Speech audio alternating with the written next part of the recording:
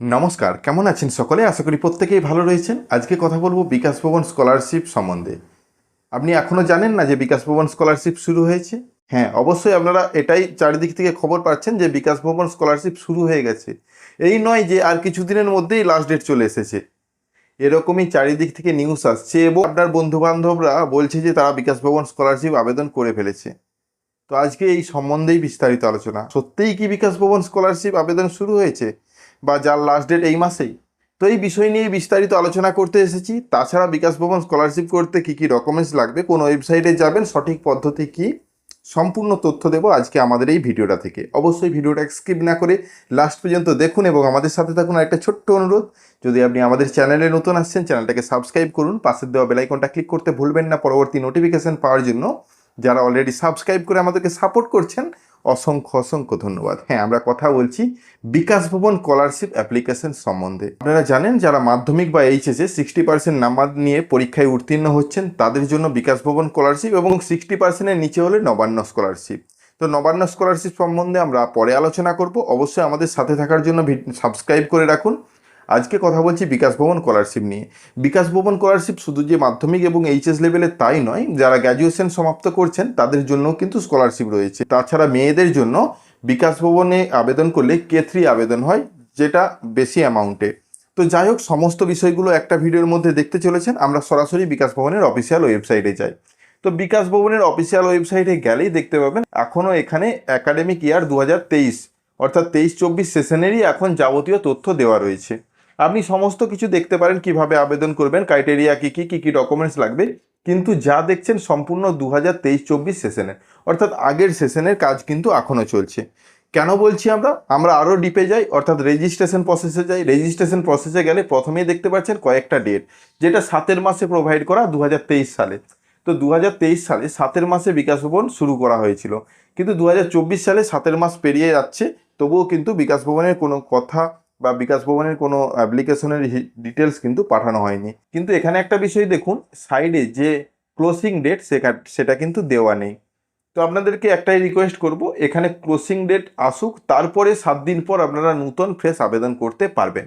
এই মুহূর্তে কোনোভাবেই বিকাশ ভবনের আবেদন চলছে না। আরও একটু ডিপে যাই, একদম রেজিস্ট্রেশন করার ফর্মে চলে যাই। সেখানে দেখুন, এখানে আপনার যাবতীয় তথ্য, লাস্ট ক্লাস পাস মাধ্যমিক করলেন কোন বোর্ড থেকে, এখানে যে সালগুলো, অর্থাৎ আপনি মাধ্যমিক কত সালে পাস করেছেন, যেহেতু মাধ্যমিক চয়েস করেছি, এখানে কিন্তু 23 আসছে, 2022 আসছে, 2024 আসছে না। আপনি চাইলেও কিন্তু ফর্ম ফিল আপ করতে পারবেন না। হ্যাঁ, ফর্ম ফিল আপ হচ্ছে, ফর্ম ফিল আপ বিকাশ ভবনই হচ্ছে।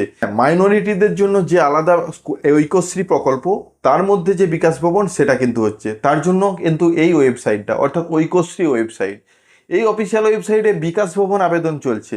কিন্তু জেনারেল ক্যান্ডিডেটদের জন্য যে বিকাশ ভবন, স্বামী বিবেকানন্দ, মেরিট কাম মিন সব কিন্তু এক। সেই অফিসিয়াল ওয়েবসাইটে এই মুহূর্তে কোনো রেজিস্ট্রেশন চলছে না।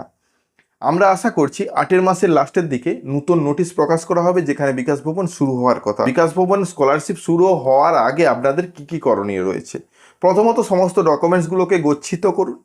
সবচেয়ে বেশি সমস্যা দেয় বিডিও ইনকাম সার্টিফিকেট। আপনি যদি পঞ্চায়েত এলাকায় বসবাস করেন, আপনার পঞ্চায়েত থেকে একটা ইনকাম সার্টিফিকেট নিন, যেটা অনলাইনের মাধ্যমে ডিস্ট্রিক্ট পোর্টাল থেকে বিডিও ইনকাম সার্টিফিকেট করা যাচ্ছে।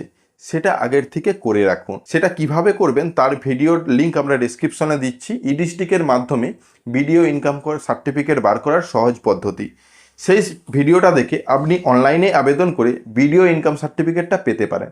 এই বিডিও ইনকাম সার্টিফিকেটটা প্রয়োজন হবে যখন বিকাশ ভবন স্কলারশিপ আবেদন করবেন ইনকাম সার্টিফিকেট হিসেবে।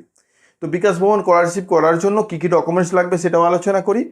আপনি যদি মাধ্যমিক দিচ্ছেন তাহলে মাধ্যমিকের মার্কশিট, আপনি যদি এইচএস দিচ্ছেন মাধ্যমিক প্লাস এইচএসের মার্কশিট, মাধ্যমিকের অ্যাডমিট কার্ড, আপনি যে স্কুলে ভর্তি হয়েছেন এইচএস দেওয়ার পর যদি কলেজে ভর্তি হয়ে থাকেন তাদের কপি, অর্থাৎ ভর্তির রসিদ, এবং এর সাথে ব্যাংকের অ্যাকাউন্ট ডিটেলস, এবং এর সাথে আইডেন্টিটি প্রুফ হিসেবে আপনার আধার কার্ড বা ভোটার কার্ড, এই কয়েকটা কপি কিন্তু আপনাকে প্রোভাইড করতে হবে।